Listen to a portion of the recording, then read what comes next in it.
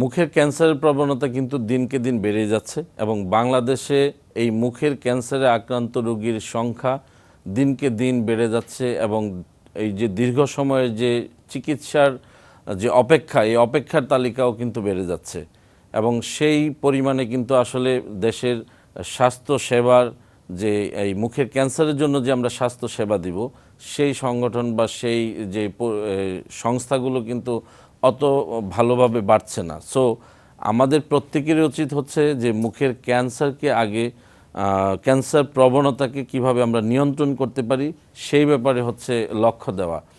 তো মুখের ক্যান্সার কেন হয় সেই ব্যাপারগুলো জেনে নেই। মুখের ক্যান্সার মেনলি হয় হচ্ছে একটি মানুষ যখন পান, জর্দা, সিগারেট এবং তামাক এগুলো গ্রহণ করে তাদের ক্ষেত্রে হচ্ছে মুখের ক্যান্সারের প্রবণতা সবচেয়ে বেশি এবং 90% মানুষ হচ্ছে আমরা যখন দেখি যে ক্যান্সারে আক্রান্ত তাদের সবার ক্ষেত্রেই এই পান, জর্দা, বিড়ি এগুলো হচ্ছে হিস্ট্রি থাকে। তো যদি আমরা এই পান, জর্দা, খৈনি এগুলো যদি আমরা নিয়ন্ত্রণ করতে পারি, একটি মানুষ যদি এগুলো না নেয় তাহলে কিন্তু সে মুখের ক্যান্সার থেকে বিরত থাকতে পারে এবং এই একটি মাত্র ক্যান্সার যেটি শুধুমাত্র খাদ্যের অভ্যাস যদি মানুষ ত্যাগ করে এবং বর্জন করে সেই ক্ষেত্রে কিন্তু মানুষ ওরাল ক্যান্সার থেকে মুক্ত থাকতে পারে।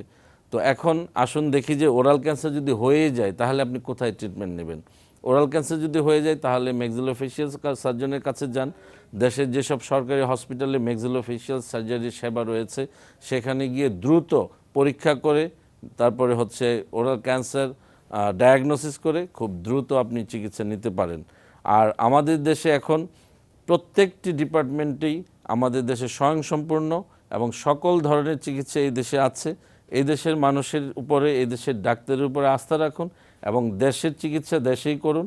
এই দেশের আজকে থেকে 20 থেকে 30 বছর আগে যে ধরনের চিকিৎসা সেবা ছিল আমরা 20 থেকে 30 বছরের মধ্যে বিশ্বের সর্বাধুনিক চিকিৎসা আমাদের দেশের সকল জায়গাতেই আছে। সো ডাক্তারদের প্রতি আস্থা রাখুন। ধন্যবাদ।